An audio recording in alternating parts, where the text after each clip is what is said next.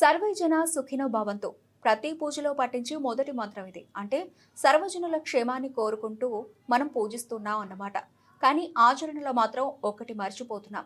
పర్యావరణ హితాన్ని పాటించలేకపోతున్నాం. ప్రకృతి పండుగను మరో పేరుగా వినాయక చవితిని పిలుచుకుంటాం.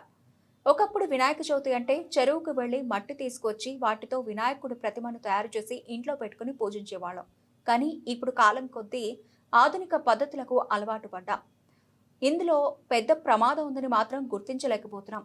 అదే ప్లాస్టర్ ఆఫ్ ప్యారిస్. ఈ రసాయనాలతో తయారు చేసిన వినాయక విగ్రహాలను నీటిలో నిమజ్జనం చేయడం వల్ల ప్రాణకోటికి ముప్పు వాటిల్లుతుందనేది తెలుసుకుందాం. ఇదే సత్యాన్ని 20 ఏళ్ల కిందటే రామగుండం ఎన్టీపీసీ అన్నపూర్ణ కాలేజీకి చెందిన స్వచ్ఛంద సేవకురాలు గోలివాడ చంద్రకళ గుర్తించారు. సమస్త జీవకోటి మనుగడకు ప్రతిబంధకం అని భావించిన రసాయనాలతో తయారు చేసిన వినాయకులకు బదులుగా మట్టితో తయారు చేసిన వినాయకులను పూజించాలని ప్రచారం చేపట్టారు. ఆ యజ్ఞాన్ని తనతోనే శ్రీకారం చుట్టారు. మొదట్లో తానే స్వయంగా మట్టిని తీసుకొచ్చి చిన్న చిన్న వినాయక ప్రతిమలను తయారు చేసి స్వచ్ఛందంగా పంపిణీ చేయడం ప్రారంభించారు. ఈ సందర్భంగా చంద్రకళ మాట్లాడుతూ స్థానికంగా ఉన్న పొల్యూషన్ కంట్రోల్ బోర్డు వారు హైదరాబాద్ నుంచి ఆర్డర్ ఇచ్చి ప్రతి ఏటా తీసుకువస్తున్నారని, కానీ ఇక్కడే ఉన్న తమకు ఆర్డర్ ఇస్తే 10 మందికి ఉపాధి కల్పించిన వారవుతారని పేర్కొన్నారు. అలాగే NTPC Ramagundam, Singareni, Lions club ఇలాంటి సంస్థలు తమకు సహకారం అందించాలని కోరుతున్నారు.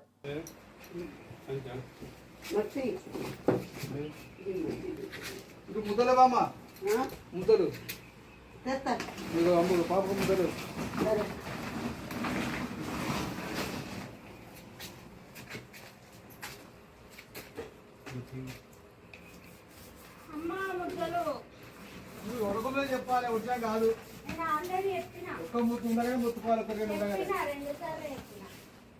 చెప్పాలి.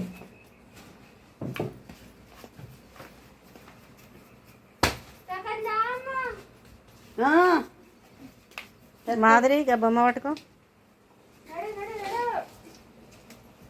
ఇంకా ముందుకు పెడతాను, మంచిగా పెట్టు. నాకు